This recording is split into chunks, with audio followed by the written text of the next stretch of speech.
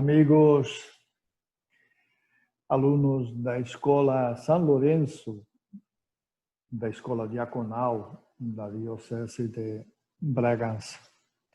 Minha saudação a todos. Já fazia algum tempo que não estava gravando e estou tendo as dificuldades normais de gravação, não é? Mas vamos ver se conseguimos hoje realizar. Esta é a aula número 10, tá?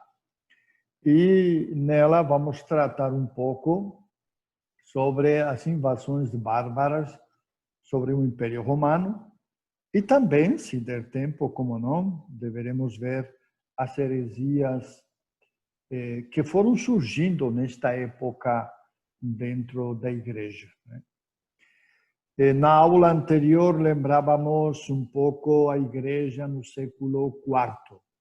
Depois de ter falado sobre os Santos Padres, víamos um pouquinho como foi um pouco o desenvolver, primeiro do Império, o Império Romano, que vai, depois da morte de Diocleciano, vai ter 3 candidatos a imperadores, acabam brigando entre eles, e Constantino é o que vence e unifica todo o Império no Ocidente e no Oriente, anos mais tarde no Oriente. Inicialmente no Ocidente. Falávamos também como ele viu na vitória que teve sobre Macêncio no Ocidente, ele viu uns sinais no céu parecidos com uma cruz e umas letras que diziam, segundo a tradição, que isso não tem nada escrito, mas, segundo a tradição, umas letras que diziam: com este sinal você vai vencer. O fato é que, após a vitória, e também por influência da sua mãe, tá?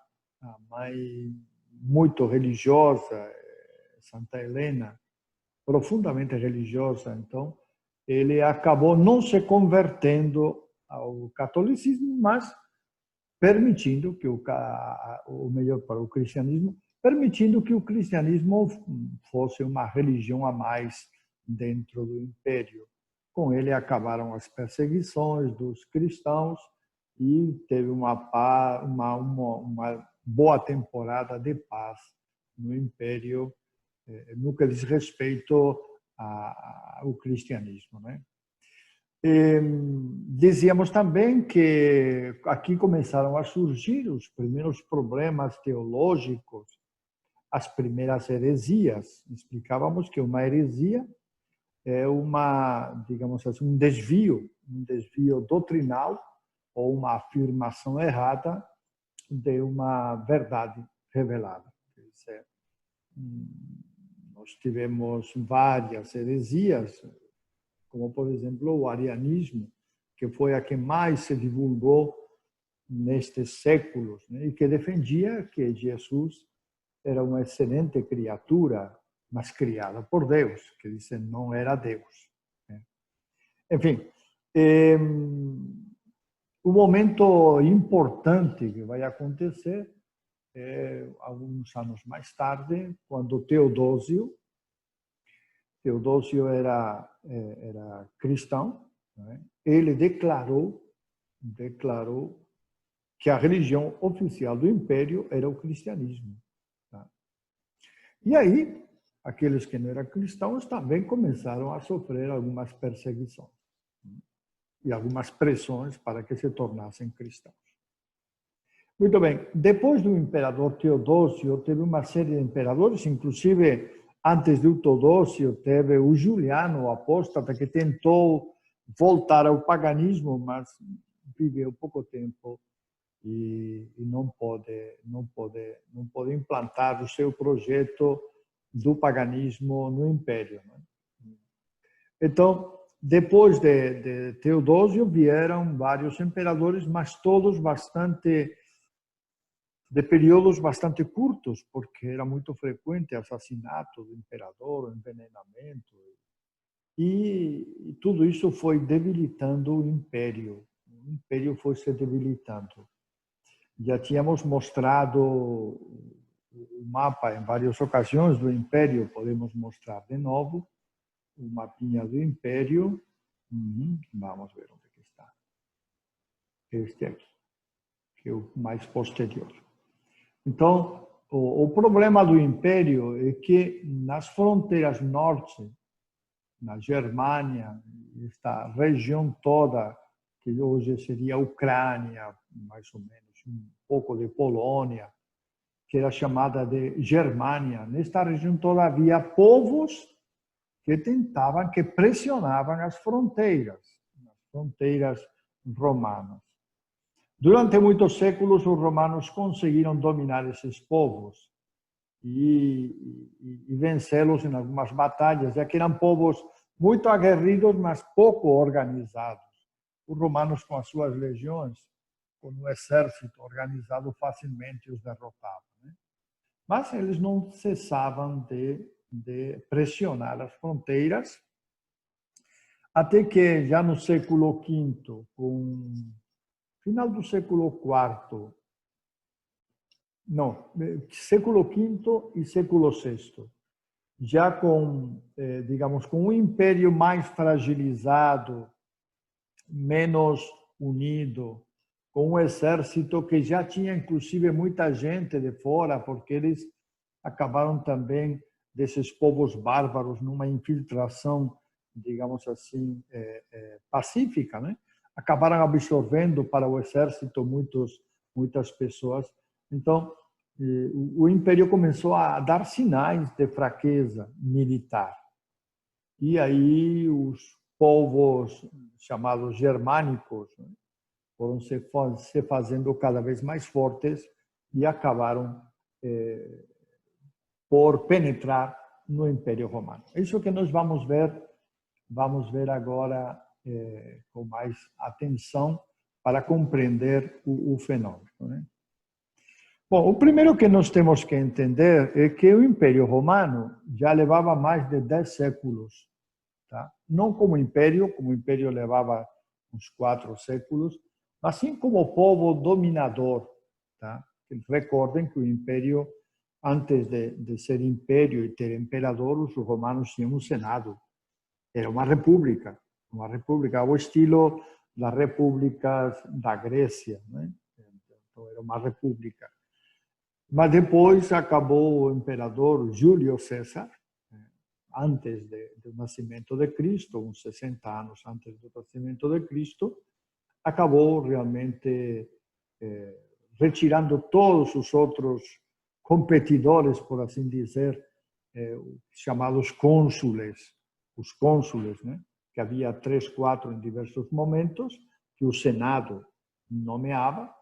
Ele acabou, então, retirando os outros cônsules e ficando como cônsul único, e, no final, acabou também dissolvendo o Senado. O Senado ficou uma figura meio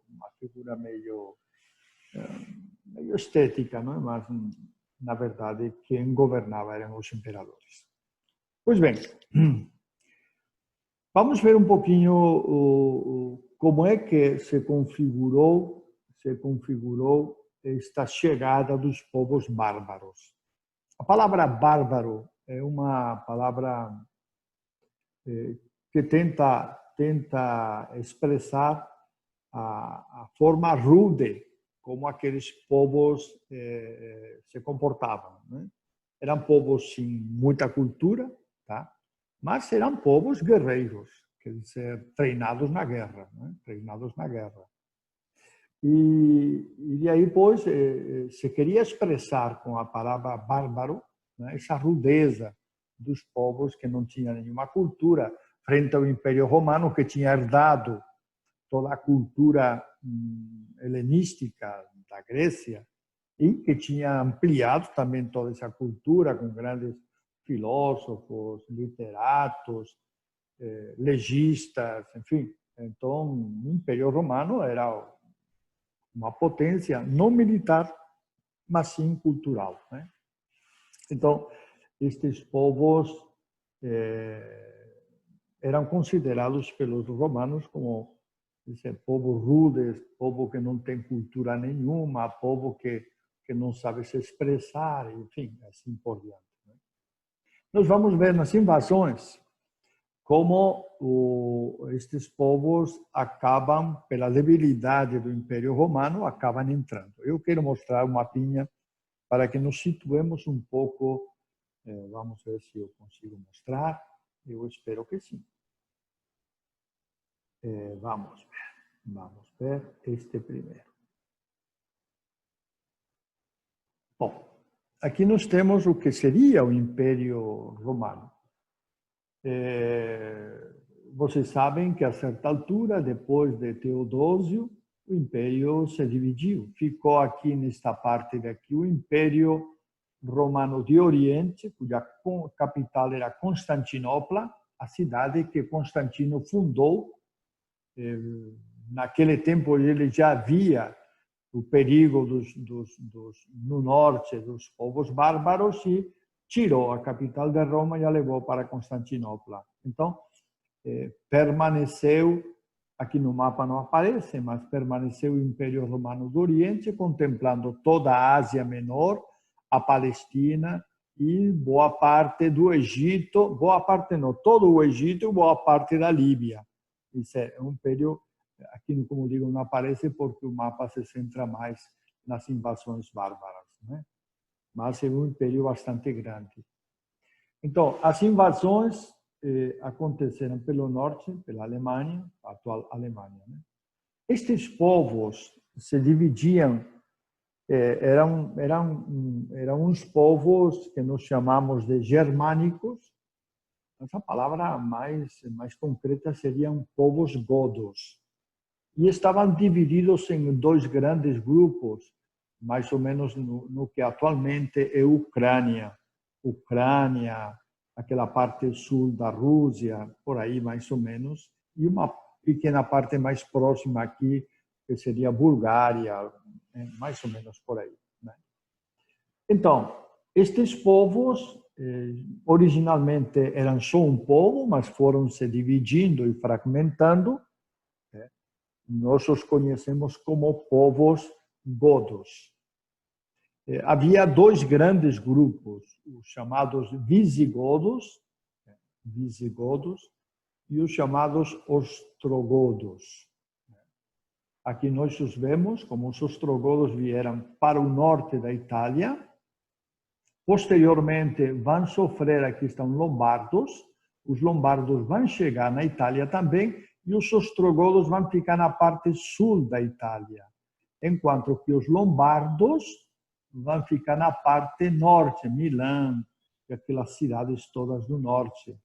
Hoje aquilo é conhecido, tem uma região chamada Lombardia, né? Então, esses povos se assentaram aqui. Eram guerreiros, é claro, invadiram o império e acabaram, então, derrotando alguns exércitos romanos fragilizados que lhes apresentavam batalha. Então, os ostrogodos ficaram no sul da Itália e os lombardos ficaram no norte da Itália. Os visigodos atravessaram praticamente toda a França, ficaram um pouquinho no sul da França, vejam aqui em Toulouse, esta região toda, tá? Depois serão expulsos pelos francos, e ocuparam praticamente toda a Península Ibérica. Aqui é bom que se diga que houve um pequeno grupo chamado também de godos, chamado suevos, e também aqui mais no sul de Portugal, os chamados alanos. Estes dois povos foram absorvidos pelos visigodos. Tá? Então, aos poucos, lá no século VI, já só havia visigodos. Os francos, outro grupo também de godos que vieram, se assentaram nesta região, né? Anteriormente, os burgúndios, da região que hoje conhecemos na França como Borgonha, né? Borgonha é a região onde os burgúndios se assentaram. Posteriormente, os francos acabaram assumindo, acolhendo os burgúndios e formaram um grande reino da França. e também os bretones, que havia aqui no norte da França. Né? Então, basicamente, os francos acabaram se assentando na França, e visigodos na Espanha, depois os ostrogodos no sul da Itália, os lombardos na parte norte da Itália. Aqui no norte da África, nós temos os vândalos. Vocês devem recordar que quando falamos de Agostinho,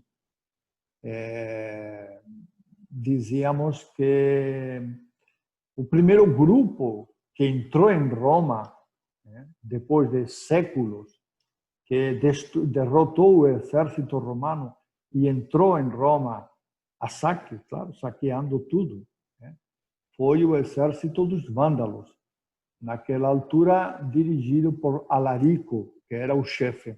Mas Alarico logo morreu, tá? Se retirou de Roma depois de ter invadido tudo, ter roubado tudo e destruído tudo. Se retirou e, na direção da Espanha, ele acabou morrendo. Mas o seu grupo, os vândalos, continuaram, atravessaram o norte da Itália, o sul da França, toda a Espanha, o estreito aqui, e vieram se assentar aqui no norte da África, como já falamos que era uma região rica na agricultura, também em Córcega, aqui nas ilhas, na ilha francesa de Córcega, e Cerdeña também na ilha italiana. Este foi o movimento, pois, dos vândalos. No norte, nós tivemos os saxões, que vinham do norte da Alemanha, acabaram também entrando na parte sul da Inglaterra, ocupando essa parte. Agora, é bom que se diga que estes grupos que entraram no Império, eles vinham sendo pressionados por outros grupos, outros povos. O mais importante deles foi o povo huno, cujo líder militar era Átila. Átila, ele pressionou todos esses povos e eles acabaram entrando no Império, mas Átila também entrou no Império, chegou perto das portas de Roma. O Papa Leão Magno saiu com todas as suas vestimentas no ano 452 e impediu que ele entrasse em Roma. Tá? Posteriormente, ele se retirou, e acabou se locomovendo nesta região aqui, mais ou menos esta região aqui, onde pouco tempo depois o Átila faleceu. Estes hunos, eles procediam da Mongólia, eram povos de origem da Mongólia, na Ásia Central, e eram povos militares. Átila conseguiu reunir as tribos todas, formar um grande exército, porque pelos países onde ia passando, pelos países não, pelas terras onde ia passando, ele pegava os homens para agregá-los ao seu exército. Então, o exército do Átila era enorme, porque tinha pego gente de todos os lugares que eram obrigados a guerrear também. Bom, esse é um pouquinho o panorama dos bárbaros, na invasão dos bárbaros do Império Romano. Agora, interessa saber realmente como é que a Igreja se comportou nesta situação.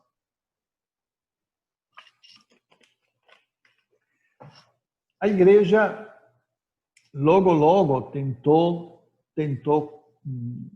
converter a imagem deu uma tremidinha aí, não sei porquê. Bom, a Igreja então tentou converter estes povos para o cristianismo. No século IV, enquanto estes povos ainda estavam fora do Império, um bispo chamado Ulfilas, provavelmente também da mesma ascendência genealógica daqueles povos, ele foi e converteu muitos destes povos. De maneira que quando os visigodos chegaram na Espanha, eles já conheciam o cristianismo. Ou quando os ostrogodos chegaram na Itália, já conheciam o cristianismo. O problema é que Ulfilas era ariano. Então, o cristianismo que ensinou para os povos godos foi o arianismo. E quando chegaram no Império e se assentaram nos diversos lugares do Império, se defrontaram com as diferenças também no cristianismo. Quer dizer, havia umas grandes diferenças em quanto à fé. E dado que estes povos eram povos muito religiosos, que viviam intensamente a fé e, ao mesmo tempo, a viviam como uma dimensão social, isso criou muitas dificuldades para a igreja nos primeiros tempos. Peguemos o exemplo dos visigodos, que se assentaram na Espanha, né? O rei mais importante dos visigodos era Leovigildo. Este é um rei que foi batizado, mas foi batizado na fé ariana. E perseguiu os cristãos da fé ortodoxa, quer dizer, da fé certa, né? Esta perseguição foi, inclusive, até com mortes. No caso de Leovigildo, o seu filho Hermenegildo, que era, por influência da mãe, era católico, né? Ortodoxo. Então, ele acabou sendo praticamente morto pelo pai. Não exatamente, o pai não o matou, mas o mandou encarcerar e, enfim, e há uma lenda de que praticamente o pai teria desejado a morte dele, de maneira que Hermenegildo é considerado santo pela igreja, São Hermenegildo, era filho de Leovigildo. Tá? Então, conto isto para mostrar como realmente a disputa religiosa e com perseguição, inclusive, aconteceu nesses começos da invasão bárbara. Como é que, aos poucos, estes povos se converteram? Veja bem, quando o rei se convertia à fé católica, todo o povo acabava se convertendo, acabava sendo batizado. Tá? Nós temos o caso, por exemplo, dos francos na atual dos francos na França de hoje, né? Na França, o que é a França de hoje? Este povo tinha um rei que foi muito importante, Clodoveu, e ele teve alguma resistência, mas por causa de ter vencido uma batalha contra os inimigos e ter invocado o Deus da sua esposa, que era católica, ele se fez batizar. Então, os francos passaram a ser católicos a partir de que o rei, com todo o seu exército, se fez batizar e se fizeram católicos. Né? Aqueles povos que eram arianos demoraram um pouco mais em serem católicos, mas aos poucos, na medida que o arianismo foi perdendo força, no século VII, já todos os povos godos já eram praticamente todos eram católicos, né? Católicos e ortodoxos, quer dizer, tinham abandonado o arianismo totalmente, né? Eu chamo a atenção para o fato de que, veja bem, se vocês olharem o mapa, esse mapa é de Europa, vocês vão descobrir como há uma mistura enorme de povos. Isso, nós estamos falando de uma época concreta, que é o século V, VI e VII. Mas se a gente falar em épocas anteriores aos romanos, os povos que migraram de uma região para outra foram muitos. De maneira que falar de raça pura é uma utopia, é uma mistura de raças, né? Sem contar que logo mais chegarão os árabes também, farão presença na Espanha os árabes, né? Então, essa história de uma raça pura é uma história. Não tem comprovação científica nenhuma, porque os povos sempre se misturaram. É verdade que estes povos que vêm do norte da Europa, que vêm do centro da Ásia, são povos brancos, de pele branca, isso é verdade, não? Por isso se configurou assim. Mas é uma mistura de raças e de povos que aos poucos vão se misturando ainda cada vez mais entre si, de forma que, como digo, essa história de raça pura realmente não existe. Uma outra coisa sobre os povos bárbaros é sobre a cultura. E a igreja vai ocupar um papel protagonista nisto aqui. Veja bem, a estrutura militar tinha desabado, o império tinha se dividido e o império tinha ficado no Oriente com o seu imperador para lá, o Ocidente tinha ficado nas mãos dos bárbaros. Mas onde estava a cultura? A cultura estava com a igreja. Com a igreja.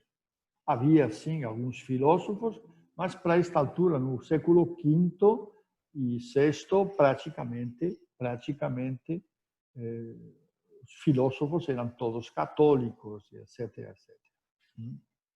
Além do mais, como já falamos, na época dos Santos Padres, é uma reflexão muito profunda, teológica, culturalmente, né? Então, a igreja cabe não só evangelizar estes povos, mas transmitir também a cultura. Se hoje nós temos palavras de origem grego, por exemplo, né? De origem grega, temos muitas palavras, né? Igreja, por exemplo, que é eclésia, de origem grega. Se nós temos muitas palavras, é graças a esse trabalho da igreja, um trabalho que vai ser continuado, que vai ser devagar, mas que vai aos poucos chegando aos povos para que eles se convertam, e não só se convertam, mas adquiram toda a cultura greco-romana.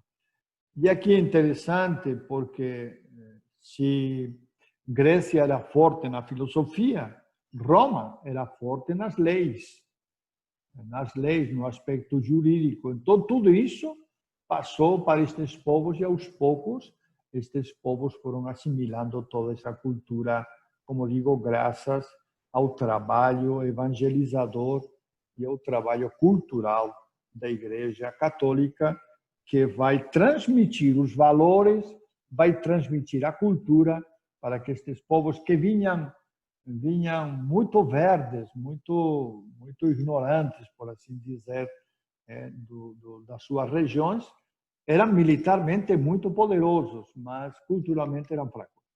Então, para que realmente eles fossem entrando na dinâmica do império. Então, eles venceram o império do Ocidente, mas o império acabou se impondo neles através da cultura. Essa é a realidade. E pela cultura, eles depois conseguiram se organizar muito melhor, em aspecto legal, por exemplo, jurídico, né? Se organizar e persistir posteriormente a outras invasões que teve, né? Então, este é um aspecto de como realmente os povos bárbaros entraram no império e qual foi o papel da igreja de converter estes povos, foram convertidos, tá? Embora com dificuldades e perseguições, por causa da primeira conversão ao arianismo, mas, ao mesmo tempo que eram convertidos, eles recebiam toda a herança cultural de Roma. Por isso, eles se aproveitaram muito de toda a cultura romana e acabaram, então, até em alguns casos acabaram perdendo a sua língua oficial, e assumindo uma mistura de latim com algumas palavras da sua língua. Vejamos o caso, por exemplo, da Itália. Não é? A Itália. O italiano de hoje é descendente do latim, como também o português, como também o espanhol e o francês. Né? Quer dizer, houve uma junção da língua do latim com algumas línguas, algumas palavras e expressões desses povos bárbaros, e daí surgiu, através dos séculos, as línguas que hoje reconhecemos, né? Algumas delas, não todas, mas algumas delas, as línguas que reconhecemos na Europa. Na Alemanha, na Holanda e na Inglaterra, houve menos influência do latim, e por isso eles conservaram mais a sua língua saxona, anglo-saxona, conservaram mais a língua própria deles. Né? Enfim, esse é um pouco o percurso que nós estávamos vendo dos povos bárbaros. Né? Só dizer que aqui no finzinho, aqui no mapa, né? No fim, no norte da África, os vândalos só vão ser extirpados a partir do século VIII, com a invasão dos árabes, que nós falaremos outro dia. Muito bem. Então, vamos dar um passo mais e falar um pouco das heresias trinitárias.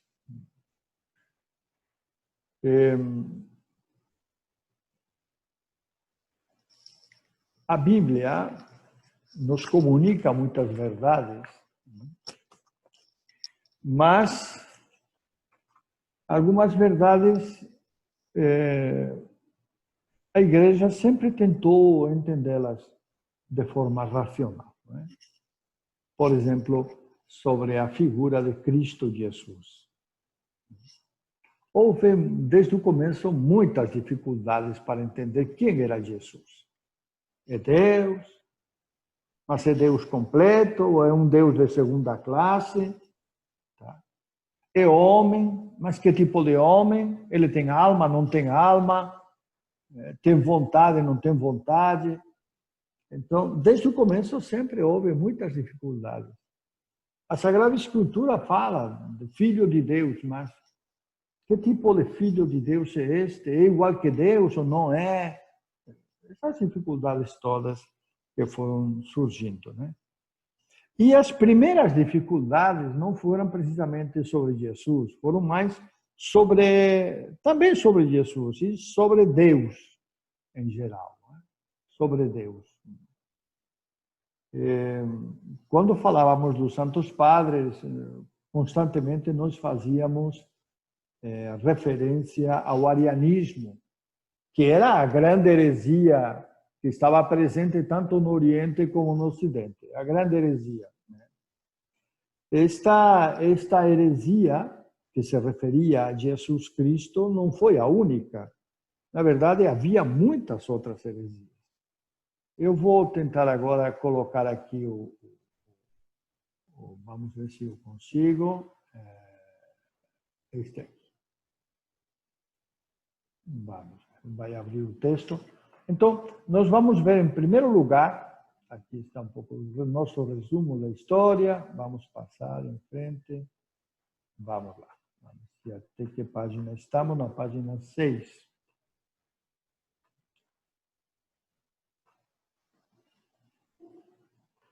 Vamos na página 6. Eu estou mais para frente.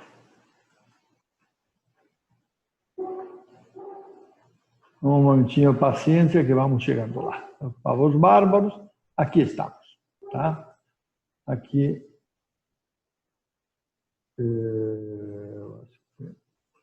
Eu acabei voltando onde não devia. Aqui estamos. Tá?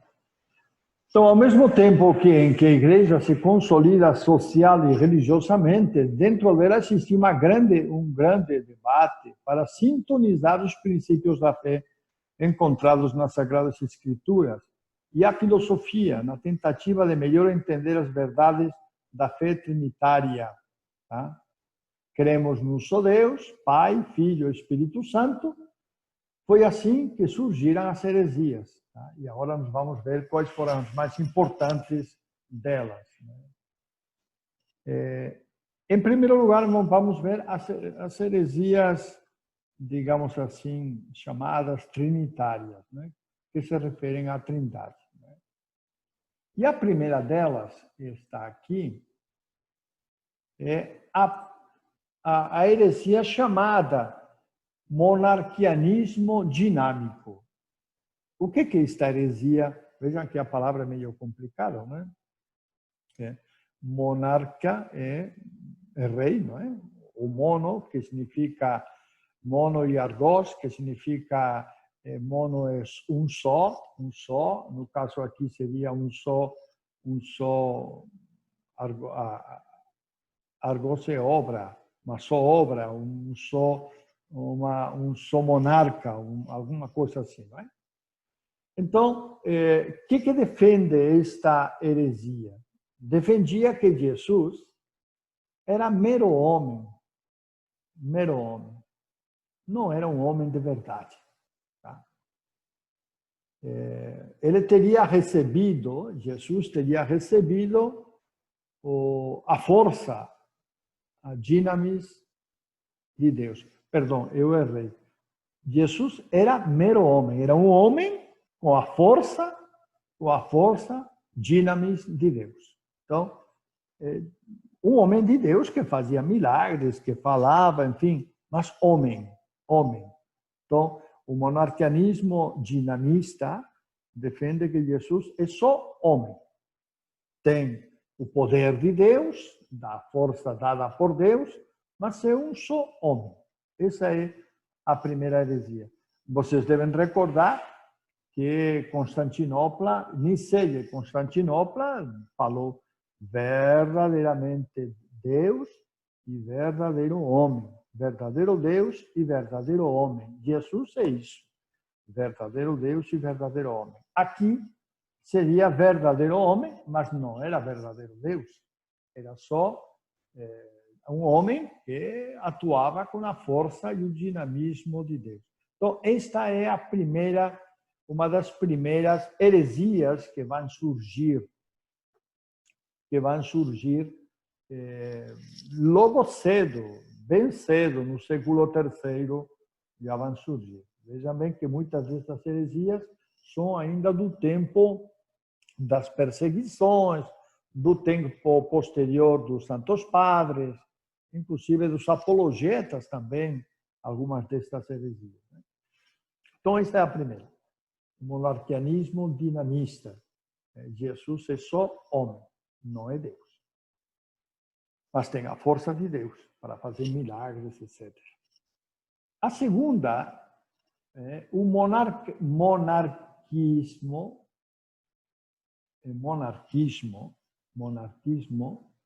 modalista. Aqui colocamos monarquianismo, mas deve ser monarquianismo mesmo. Bom, depois eu comprovo isso. Então, monarquismo ou monarquianismo modalista. O que diz? Dizia que o filho era uma modalidade do pai. Se manifestava, era como uma forma como o pai se manifestava. Nesse sentido, o pai às vezes se manifestava como espírito, se manifestava como pai, se manifestava como filho. Tá? E segundo esta corrente, quem sofreu na cruz foi o pai. Por isso é também chamada esta heresia de patripassianismo. Pater, patri, paixanismo. Quer dizer, quem sofreu, segundo esta heresia, não seria o filho, mas seria o pai. Porque afirma que o filho era só uma maneira como o pai se manifestava. E aqui vai também contra aquilo que nós falávamos antes, né? Falamos verdadeiro Deus e verdadeiro homem. Então, Jesus não seria nesta heresia modalista, Jesus não seria realmente verdadeiro Deus. Por quê? Porque seria só uma aparência, uma modalidade, uma maneira como o Pai se manifestava. Só o Pai seria Deus. E só o Pai teria sofrido. Chegamos a afirmar o absurdo de que quem morreu na cruz foi o Pai. É meio complicado isso, né? Bom, mas é uma outra maneira. Como vocês veem, no monarquianismo dinamista, Jesus é considerado mero homem, e no monarquianismo modalista, Jesus é o Pai, por dizer assim, não é? É Deus, mas é o Pai. Não, é o Pai que se manifesta como homem, mas não é o Filho. Em terceiro lugar, aqui nós temos o famoso arianismo. Ario era, já falamos isto, um sacerdote da diocese de Alexandria, da grande escola de Alexandria, uma escola grande de teólogos, da qual foi um dos inspiradores, né, o Orígenes, o famoso Orígenes, teólogo, que ele não é santo, mas andou beirando aí umas heresias esquisitas, né? Pois bem, Ario defendia o quê? Defendia que o filho era uma criatura excelente do pai, a maior criatura que o pai criou. Mas vejam bem, criatura não é Deus.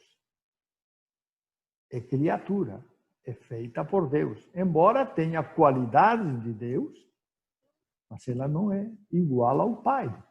Não é Deus igual ao pai. Seria um Deus de segunda classe, por assim dizer, não é? Por assim falar. Um Deus de segunda classe.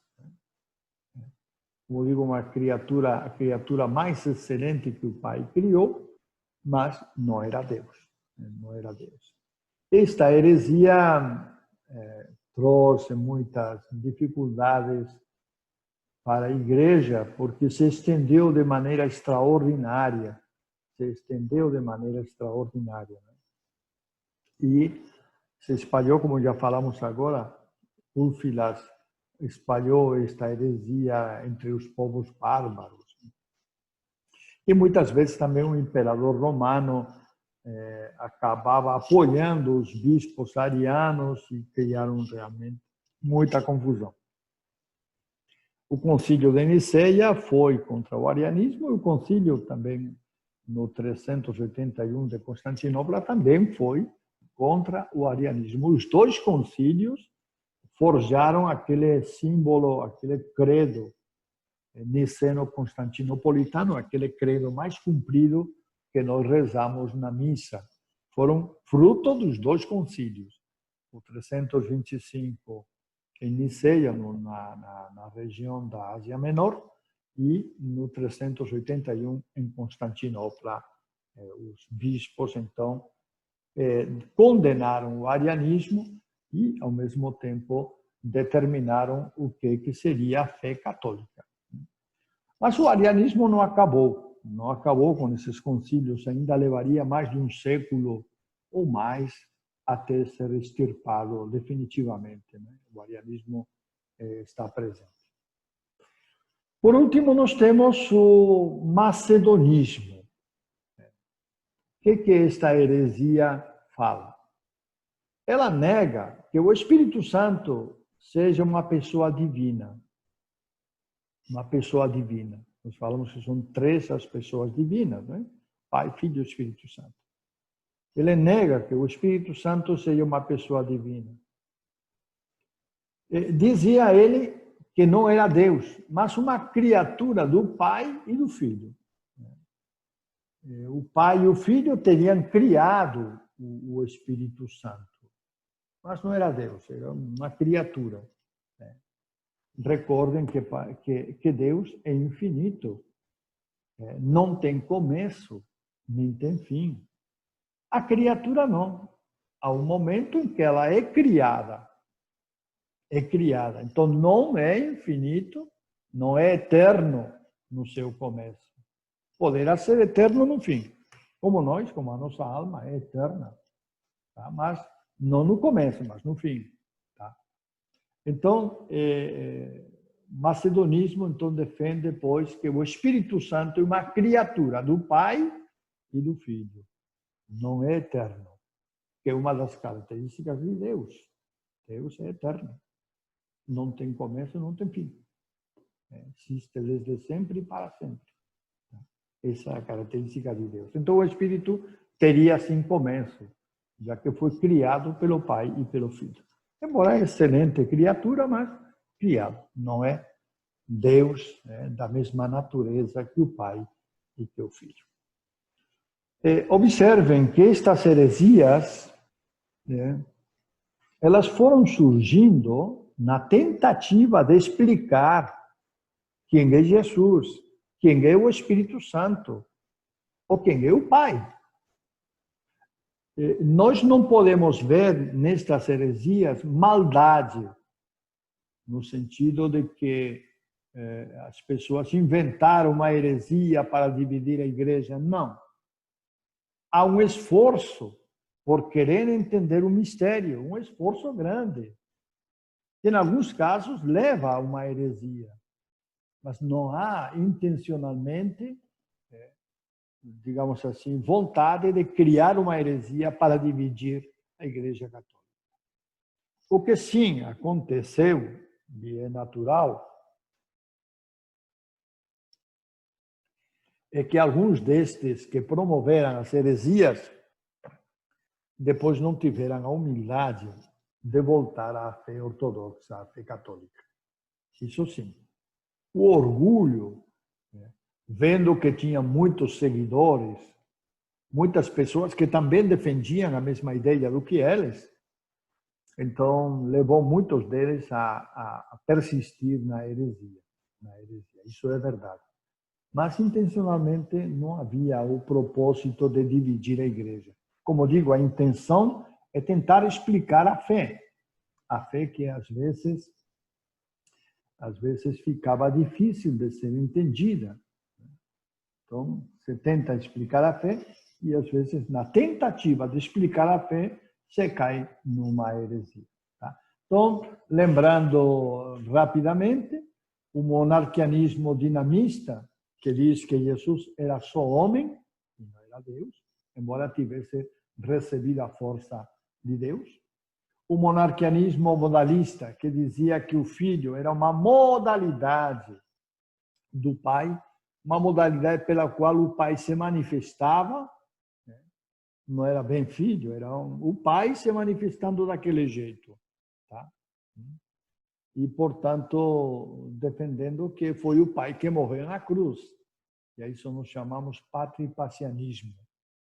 O pai teria morto na cruz, não foi o filho.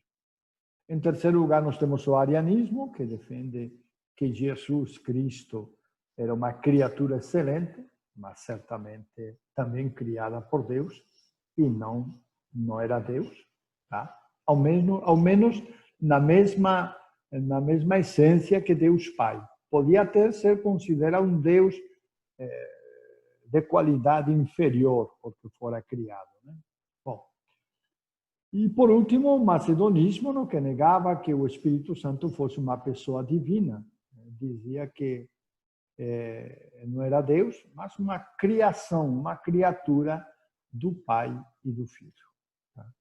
Estas foram as 4 primeiras heresias, mas no âmbito trinitário, digamos assim.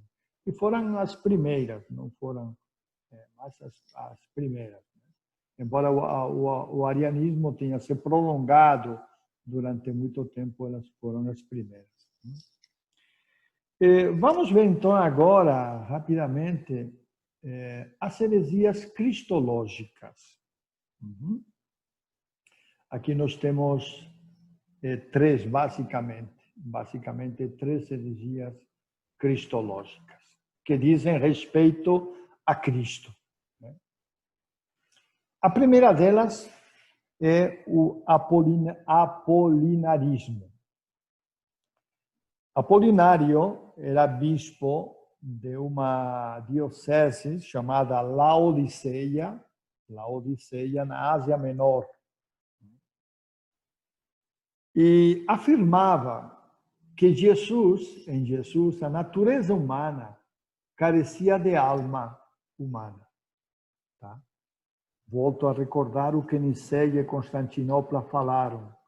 Jesus é verdadeiro homem e verdadeiro Deus. O que significa verdadeiro homem? Significa que ele tem corpo e alma. Alma humana. Tá? Isso significa que verdadeiro homem. Verdadeiro Deus. O que significa? Que ele tem a mesma essência, a mesma natureza que o Pai.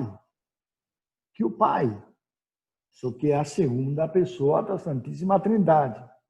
Tá? Quando falha algum desses elementos, Jesus não é verdadeiro homem, como é neste caso. Né?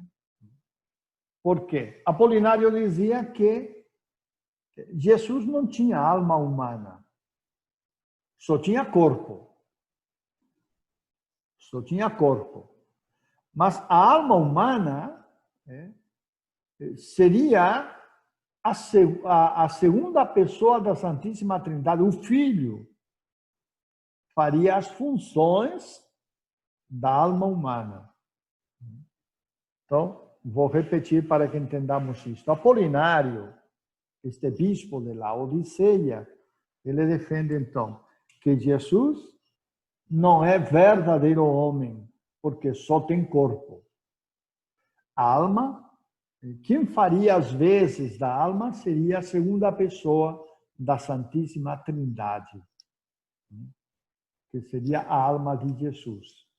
Mas, neste caso, esta doutrina vai diretamente contra os concílios de Niceia e Constantinopla, porque Jesus, neste caso, não seria verdadeiro homem.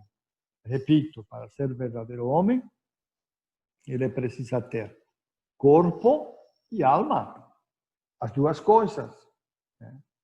Mas Apolinário defende que só tem corpo. Jesus só teria corpo. A alma não teria, e às vezes as atividades da alma seriam realizadas pelo Filho, pela segunda pessoa da Santíssima Trindade. Esta heresia foi realmente combatida, né? Porque tirava de Jesus uma parte humana, que era a alma. Em segundo lugar, nós temos o nestorianismo. Nestório foi um bispo de Constantinopla. No ano 428, aproximadamente naquela época, ele assumiu como bispo de Constantinopla e ele defendia o seguinte, que em Jesus haveria duas pessoas, uma humana e outra divina, unidas por um vínculo afetivo, como se fosse uma roupa sobre o corpo. Como se fosse uma roupa que a gente coloca em cima de outra roupa ou do corpo. Né? Então, ele afirma que haveria duas pessoas sobrepostas, uma sobre a outra. Haveria o humano e o divino, mas sobrepostos, de maneira que entre elas haveria um vínculo afetivo, só afetivo, não real. A união não é real. Posteriormente, o vínculo vai dizer, não, a união é real. E chama essa união de hipostática. Hipostática. Né? Vai chamar essa união. Mas Nestório dizia não, que a união é superposta e uma união afetiva. Sendo assim, Nestório negava que Maria fosse mãe de Deus. A palavra que em grego significa mãe de Deus é Theotokos. Theotokos. Então, Nestório negava que Maria fosse mãe de Deus. O que a doutrina católica fala sobre isso? A doutrina católica fala que Maria é mãe de Deus. Por quê? Porque em Jesus a natureza humana e a natureza divina estão profundamente unidas ao ponto que não podem ser separadas. Ao ponto que eu não posso separar para dizer, olha, esta parte aqui é filho de Maria e esta parte aqui não é. Na tradição católica, Maria sempre foi chamada de mãe de Deus. É claro e bem entendido que Deus não tem mãe, isso está claro, não é? Isso está suficientemente claro. Se Deus tivesse mãe, não seria Deus, porque seria criado. Isso está claro. E todo mundo entende isso desde o começo, entendem perfeitamente isso. Mas o que sempre a fé cristã quis manifestar é que Maria realmente é mãe de Deus, é mãe de Jesus. E Jesus não pode, em Jesus não se pode separar o que é homem e o que é Deus. Está profundamente unido, de maneira que tudo é homem e tudo é Deus. Portanto, a afirmação sobre Maria, mãe de Deus, é uma afirmação correta. Mas como nosso amigo Nestório dizia que havia duas pessoas, aí que eram sobrepostas uma na outra, mas diferentes, aí sim, ele dizia, não, Maria é mãe do homem, Jesus homem, mas não é mãe de Jesus Deus. Né? Então, ele acabou negando, pois, a maternidade divina de Maria, né? Que nós defendemos, Theotokos, defendemos essa maternidade de Maria. Mas ele negava por isso precisamente. Tá? Eu sei que isto é meio complicado, às vezes, de acompanhar. Vamos lá, ver se terminamos esta partezinha. Por último, nós temos o monofisismo, que afirma que em Jesus há só uma natureza e uma só pessoa, a divina. Tá? Há só uma natureza e uma só pessoa, é a divina. Então, Jesus é Deus, mas não é homem. Não é homem. Não tem natureza humana. Tem aparência humana, mas não tem natureza humana. Tá? Esta heresia foi combatida pelo Concílio de Calcedônia, no 451, que foi um dos últimos concílios que se debruçou sobre este tipo de heresias e através dos quais a Igreja conseguiu fixar os credos que defendemos das verdades da fé. Tá? Então, recordando só este último ponto, nós temos o apolinarismo. Apolinário, então, defendia que Jesus não tinha alma humana, não era verdadeiramente homem. Tá? Nós temos o nestorianismo. Nestório, aquele arcebispo de Constantinopla, afirmava que em Jesus há duas pessoas diferentes, uma humana e outra divina, que estão unidas por um vínculo, como uma roupa sobre outra, né? Mas não há uma conexão, não há uma unidade entre elas, como nós defendemos. E, por último, o monofisismo, que afirma que em Jesus só há uma natureza, só uma natureza, e uma só pessoa, é a divina. Então, estas são as heresias cristológicas. Vamos parar por aqui, que eu acho que já passei da hora, mas não sei o que eu fiz agora. É isso aí. Então, vamos terminar por aqui. No próximo dia continuaremos ainda falando de algumas heresias, repetindo um pouco tudo isso para que realmente fique bem gravado e falando um pouco mais de algumas heresias. Por hoje terminamos e realmente fiquem na paz de Deus e vamos continuar. Esta é a aula número 10. Continuaremos então.